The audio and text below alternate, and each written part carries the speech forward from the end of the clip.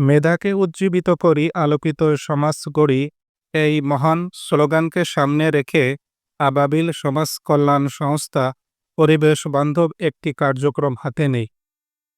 নড়াইল জেলার কালিয়া উপজেলার মোট 18টি কওমি মাদ্রাসায় প্রতিটি প্রতিষ্ঠানে একটি আম ও একটি পেয়ারা গাছের চারা রোপণের মাধ্যমে এই প্রকল্প বাস্তবায়ন করা হয়। গাছ শুধু একটি চারা নয়, বরং এটি ভবিষ্যৎ প্রজন্মের জন্য ছায়া, অক্সিজেন, ফল এবং সুস্থ পরিবেশের নিশ্চয়তা। আমাদের সন্তানরা যেন সবুজ প্রকৃতির মাঝে বড় হতে পারে, সেই চিন্তা থেকেই এই উদ্যোগ গ্রহণ করা হয়।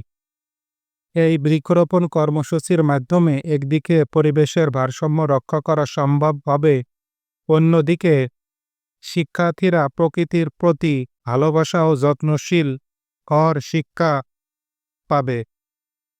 আমরা বিশ্বাস করি আজকের ছোট চারা একদিন বিশাল বড় বৃক্ষে পরিণত হয়ে মাদ্রাসার শিক্ষার্থীদের জন্য ছায়া ও ফলদান করবে, এই সমাজকে করবে সমৃদ্ধ।